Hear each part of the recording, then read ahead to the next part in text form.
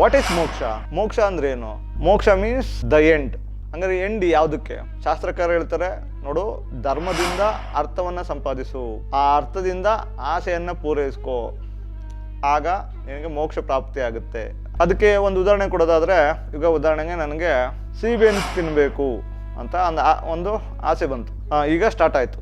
ಈ ಸೀಬೆಹಣ್ಣಿಗೆ ಮೋಕ್ಷ ಆಗಬೇಕು ಅಂದ್ರೆ ಏನು ಮಾಡ್ಬೇಕು? ಹಂಗಾದ್ರೆ ಅದನ್ನ ಧರ್ಮದಿಂದ ನಾವು ಸಂಪಾದಿಸ್ಬೇಕು, ಆಗ ಅದರ ಅರ್ಥ ಆಗತ್ತೆ. ಅದನ್ನು ತಿಂದಾಗ ಕಾಮ ಅಂದ್ರೆ ಆಸೆಯನ್ನ ಪೂರೈಸ್ಕೊಂಡ್ವಿ, ದೆನ್ ವಿ ಗಾಟ್ ಮೋಕ್ಷ. ಈ ರೀತಿ ಬಿಡಿಸಿ ಯೋಚಿಸ್ಬೇಕಾಗತ್ತೆ. ಈ ರೀತಿ ಬಿಡಿಸಿ ಯೋಚಿಸಗೊಟ್ಟಾಗ ಬರೋದೇನಪ್ಪ ಅಂದ್ರೆ, ನೀವು ಬಂದ ಉದ್ದೇಶ ಏನು? ಈಗ ನೀವು ಭೂಮಿ ಮೇಲೆ ಬಂದಂಥ ಉದ್ದೇಶ ಏನಿತ್ತು? ನೀವು ಬಂದಂಥ ಉದ್ದೇಶ ಏನಿತ್ತು ಅಂದರೆ ಅದು ಆತ್ಮದ ಉದ್ದೇಶ. ಆತ್ಮದ ಉದ್ದೇಶ ಏನಿತ್ತು, ಆ ಉದ್ದೇಶವನ್ನು ಈಡೇರಿಸ್ಕೊಳ್ಳೋದಕ್ಕೆ ನೀವು ಭೂಮಿ ಮೇಲೆ ಬಂದ್ರಿ. ನಾವು ಜಾತಕದ ಮೂಲಕ ಆತ್ಮದ ಉದ್ದೇಶ ಏನು ಅಂತ ತಿಳ್ಕೊಂಡು ಆ ಉದ್ದೇಶಕ್ಕೆ ಸೀಮಿತವಾದರೆ ಆಗ ಯಾವುದೇ ರೀತಿ ಸಮಸ್ಯೆಗಳು ಇರೋದಿಲ್ಲ. ಆತ್ಮದ ಉದ್ದೇಶ ಏನು ಅಂತ ತಿಳ್ಕೊಂಡು ಆ ಉದ್ದೇಶಕ್ಕಷ್ಟೇ ಸೀಮಿತವಾಗಿ ಬದುಕಿದ್ರೆ ನಮಗೆ ಯಾವ ರೀತಿ ಸಮಸ್ಯೆಗಳು ಬರಲ್ಲ, ಹಾಗೂ ನಮಗೆ ಮೋಕ್ಷ ಸಿಗುತ್ತೆ. ಮೋಕ್ಷ ಅನ್ನೋ ಆಸ್ಪೆಕ್ಟ್ ಏನಂದರೆ, ನೀವು ಆತ್ಮದ ಉದ್ದೇಶ ಫುಲ್ಫಿಲ್ ಮಾಡಿದ್ರೆ ಮುಗೀತು, ವಿ ಗಾಟ್ ಮೋಕ್ಷ.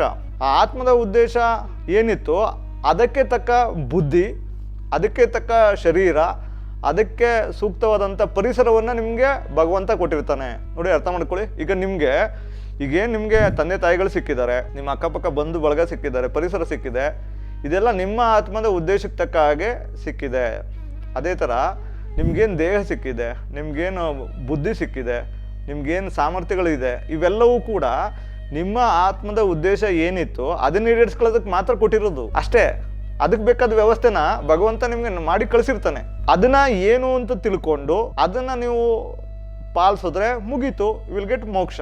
ಇಲ್ಲ ಅಂದ್ರೆ ಮತ್ತೆ ಪುನಃ ಹುಟ್ಟು ಬರ್ಬೇಕಾಗತ್ತೆ ನಿಮ್ಮ ಆತ್ಮದ ಉದ್ದೇಶವನ್ನು ಈಡೇರಿಸ್ಕೊಳ್ಳೋವರೆಗೂ. ಎಲ್ಲಿವರೆಗೂ ನಿಮ್ಮ ಆತ್ಮದ ಉದ್ದೇಶ ಈಡೇರಲ್ವೋ ಅಲ್ಲಿವರೆಗೂ ಪುನಃ ಹುಟ್ಟಿ ನೀವು ಆತ್ಮದ ಉದ್ದೇಶವನ್ನು ಈಡೇರಿಸ್ಕೋಬೇಕಾಗತ್ತೆ. ಈಡೇರಿಸ್ಕೊಳ್ಳೋವರೆಗೂ ಮತ್ತೆ ಹುಟ್ಟಬೇಕಾಗತ್ತೆ. ಹಾಗಿದ್ರೆ ಈಗ ಸಮಸ್ಯೆಗಳು ಬರ್ತಿದೆಯಲ್ಲ, ಇದಕ್ಕೆಲ್ಲ ಕಾರಣ ಏನು? ನೋಡಿ, ಸಮಸ್ಯೆ ಬರ್ತಿರೋ ಕಾರಣ ಏನು ಅಂದ್ರೆ, ಯಾರಿಗೂ ಕೂಡ ಅವ್ರ ಆತ್ಮದ ಉದ್ದೇಶ ಏನು ಅಂತ ಗೊತ್ತಿಲ್ಲ. ಹಂಗಾರೆ ಅವ್ರಿಗೆ ಗೊತ್ತಿರೋದೇನು? ಮನಸ್ಸಿನ ಉದ್ದೇಶ. ಅವ್ರಿಗೇನು ಗೊತ್ತೋ? ಎಲ್ಲರಿಗೂ ಗೊತ್ತಿರೋದು ಮನಸ್ಸಿನ ಉದ್ದೇಶ. ನಮ್ಮ ಮನಸ್ಸು ಹೆಂಗೆ ಹೇಳುತ್ತೆ ಹಂಗೆ ಕೇಳ್ತೀವಿ. ನೋಡಿ, ನಾವು ಹೇಳ್ದಂಗೆ ಮನಸ್ಸು ಕೇಳಬೇಕು, ಆದರೆ ಉಲ್ಟಾ ಆಗಿದೆ. ಈಗ ಮನಸ್ಸು ಹೇಳ್ದಂಗೆ ಎಲ್ಲರೂ ಕೇಳ್ತಾರೆ. ಭಗವಂತ ಮನಸ್ಸನ್ನು ಏನು ಕೊಟ್ಟ? ಭಗವಂತ ಮನಸ್ಸೇನು ಕೊಟ್ಟ ಅಂದರೆ, ಈಗ ಕುದುರೆ ಎಲ್ಲರ ನಾವು ಸಂಚಾರ ಮಾಡಬೇಕು ಅಂದರೆ ಈಗ ನಾವು ಕಾರು ಸ್ಕೂಟರ್ನ ಉಪಯೋಗಿಸ್ತೀವಿ. ಅದೇ ಥರ ಹಿಂದಿನ ಕಾಲದಲ್ಲಿ ಕುದುರೆ ಉಪಯೋಗಿಸ್ತಿದ್ರು. ಈಗಿನ ಕಾಲಕ್ಕೆ ನಾವು ಹೇಳೋದಾದ್ರೆ ಮನಸ್ಸು ಅನ್ನೋದನ್ನು ಸ್ಕೂಟರ್ ಅಂದ್ಕೊಳ್ಳಿ. ಸ್ಕೂಟರ್ ಏನಕ್ಕೆ ಬೇಕು? ಒಂದು ಕಡೆಯಿಂದ ಇನ್ನೊಂದು ಕಡೆಗೆ ಸಂಚಾರ ಮಾಡೋಕ್ಕೆ ಅಲ್ವಾ? ಸ್ಕೂಟರ್ನ ನೀವು ಓಡಿಸ್ಬೇಕು. ಈಗೇನಾಗ್ತಾ ಇದೆ, ನಿಮಗೆ ಸ್ಕೂಟರ್ ಓಡ್ಸೋಕ್ಕೆ ಬರಲ್ಲ. ಆ ಸ್ಕೂಟರ್ನ ಒತ್ಕೊಂಡು ತಿರ್ಗಾಡ್ತಾ ಇದ್ದೀರಿ. ತುಂಬ ಭಾರ ಇದೆ, ಹಿಂಸೆ ಇದೆ, ನೋವಿದೆ, ದುಃಖ ಇದೆ, ಎಲ್ಲ ಇದೆ. ಎಲ್ಲ ಬರೋಕ್ಕೆ ಕಾರಣ ಏನು? ನಿಮಗೆ ಸ್ಕೂಟರ್ನ ನೀವು ಓಡಿಸ್ಬೇಕಾಯ್ತು, ಅದು ಗೊತ್ತಿಲ್ಲ. ಸ್ಕೂಟರು ನಿಮ್ಮ ತಲೆ ಮೇಲೆ ಕೂತಿದೆ. ಅದೇ ನೋವು, ಅದೇ ದುಃಖ, ಅದೇ ಸಮಸ್ಯೆ. ಸೊ ಮನಸ್ಸು ಹೇಳ್ದಂಗೆ ನೀವು ಕೇಳ್ತಾ ಇದ್ದೀರಾ, ನೀವು ಹೇಳ್ದಂಗೆ ಮನಸ್ಸೇ ಕೇಳಲ್ವಲ್ಲ. ಮನಸ್ಸು ಉಪಯೋಗಿಸೋದ್ರಲ್ಲಿ ಮನುಷ್ಯ ಫೇಲ್ ಆದ, ಅರ್ಥ ಮಾಡ್ಕೊಳ್ಳೋದ್ರಲ್ಲಿ ವಿಫಲ ಆದ. ಸೊ ಇಡೀ ಜೀವನ ಪೂರ್ತಿ ತನ್ನ ಮನಸ್ಸಿನ ಉದ್ದೇಶ ಏನಿತ್ತು, ಈ ಮನಸ್ಸು ಏನು ಹೇಳ್ತು ಅದ್ರ ಪ್ರಕಾರ ಬದುಕ್ತಿರ್ತಾನೆ. ಅದೇನು ಹೇಳ್ತು ಅದನ್ನು ಅವನು ಮಾಡೋಕ್ಕೆ ಹೋಗ್ತಿರ್ತಾನೆ. ಈ ಮನಸ್ಸಿನಲ್ಲಿ ಏನೆಲ್ಲ ಉತ್ಪತ್ತಿ ಆಗ್ತದಲ್ಲ, ಇದೆಲ್ಲವೂ ಕೂಡ ಇದು ಅವನ ಜನ್ಮಾಂತರದ ಸಂಸ್ಕಾರಗಳು. ಅವನ ಜನ್ಮಾಂತರದಲ್ಲಿ ಏನೆಲ್ಲ ಅವನು ಘಟನೆಗಳನ್ನು ನೋಡ್ಕೊಬಂದ, ಕೇಳ್ಕೊಬಂದ, ಅನುಭವಿಸಿದ್ದ, ಅವೆಲ್ಲ ವಿಚಾರ ಮನಸ್ಸಲ್ಲಿ ಶೇಖರ ಆಗಿರುತ್ತೆ. ಅದೆಲ್ಲ ಬಂದು ಅದು ತಿನ್ನಿಸ್ತಾ ಇರುತ್ತೆ. ನಿಮ್ಮ ಮನಸ್ಸಿನಲ್ಲಿ ಬರ್ತಕ್ಕಂಥ ಯಾವೆಲ್ಲ ಆಲೋಚನೆಗಳಿದೆ ಅವೆಲ್ಲವೂ ಕೂಡ ಈ ಜನ್ಮಕ್ಕೆ ಸಂಬಂಧಿಸಿದಲ್ಲ. ಅವೆಲ್ಲ ನಿಮ್ಮ ಹಿಂದಿನ ಜನ್ಮದ ಘಟನೆಗಳು, ವಿಷಯಗಳು.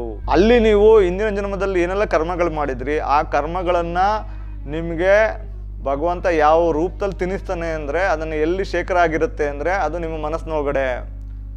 ಆ ಮನಸ್ಸಿನಲ್ಲಿ ಶೇಖರ ಆಗಿರುತ್ತೆ. ಅದು ಬಂದು ಮನಸ್ಸು ನಿಮ್ಗೆ ಹೇಳ್ತಿರುತ್ತೆ, ಹಿಂಗೆ ಮಾಡು, ಹಂಗೆ ಮಾಡು ಅಂತ.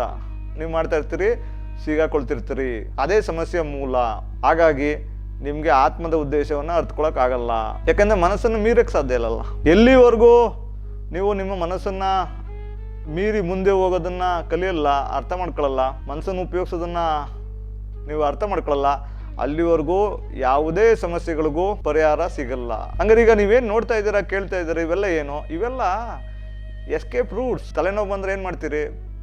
ಹೊಟ್ಟೆ ನೋವು ಬಂದರೆ ಏನು ಮಾಡ್ತೀರಿ? ಪೇನ್ ಕಿಲ್ಲರ್ ತಿಂತೀರಿ. ಅದೇನು ಮಾಡುತ್ತದು? ತಾತ್ಕಾಲಿಕವಾಗಿ ಔಷಧಿ ಅಲ್ಲ. ಅದೇ ಥರ ಇದೆಲ್ಲ. ಮನುಷ್ಯನಿಗೆ ಆತ್ಮದ ಉದ್ದೇಶ ಏನು ಅನ್ನೋದು ಗೊತ್ತಿಲ್ಲ.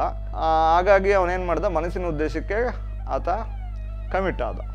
ಆ ಮನಸ್ಸಿನ ಉದ್ದೇಶಗಳು ಉತ್ಪತ್ತಿ ಆದ್ವಲ್ಲ, ಎಲ್ಲಿಂದ ಬಂದೋ, ಎಲ್ಲಿಂದ ಉತ್ಪತ್ತಿ ಆದೋ ಅಂದರೆ ಹಿಂದಿನ ಜನ್ಮದ ಎಲ್ಲ ಕರ್ಮಗಳು ಸಂಸ್ಕಾರಗಳಿಂದ ಉತ್ಪತ್ತಿ ಆಗ್ತಾನೆ ಇರ್ತದೆ. ಅದು ಮುಗಿಯೋದ ಕತೆ, ನಿರಂತರ ಯುದ್ಧ. ಸರಿ, ಇಷ್ಟ ಆಯ್ತಲ್ವಾ? ಮತ್ತು ಸಮಸ್ಯೆ ಏನು? ಮತ್ತು ಸಮಸ್ಯೆ ಎಲ್ಲಿದೆ?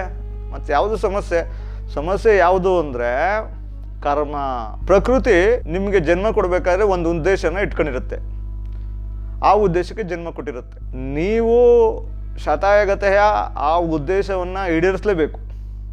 ಅದನ್ನು ನೀವು ಈಡೇರಿಸಲಿಲ್ಲ ಅಂದಾಗ it will work against you. ನಿಮ್ಮ ವಿರುದ್ಧ ಅದು ಕೆಲಸ ಮಾಡೋಕ್ಕೆ ಸ್ಟಾರ್ಟ್ ಮಾಡುತ್ತೆ. ಅದು ಯಾವುದೇ ಕಾರಣಕ್ಕೂ ನಿಮಗೆ ಕೋಪ್ರೇಟ್ ಮಾಡಲ್ಲ. ಹಂಗಾದ್ರೆ ಈಗ ಸಮಸ್ಯೆ ಬರ್ತಿರೋದೆಲ್ಲಿ ಅಂದರೆ, ಮನುಷ್ಯ ಮನಸ್ಸಿನ ಉದ್ದೇಶ ಇಟ್ಕೊಂಡು ಹೋಗ್ತಾ ಇದ್ದಾನೆ. ಪ್ರಕೃತಿ ಇಲ್ಲ ಅದೆಲ್ಲ ಆಗಲ್ಲ, ನಿನ್ನ ಮನಸ್ಸಿನ ಉದ್ದೇಶ ಈಡೇರಿಸೋದು ನನ್ನ ಕೆಲಸ ಅಲ್ಲ, ನಾನೇನು ನಿನಗೆ ಜನ್ಮವನ್ನು ಕೊಟ್ಟಿದ್ದೆ, ಆ ಉದ್ದೇಶ ಏನಿತ್ತು ಅದನ್ನು ಈಡೇರಿಸು ಅಂತ ಹೇಳುತ್ತೆ.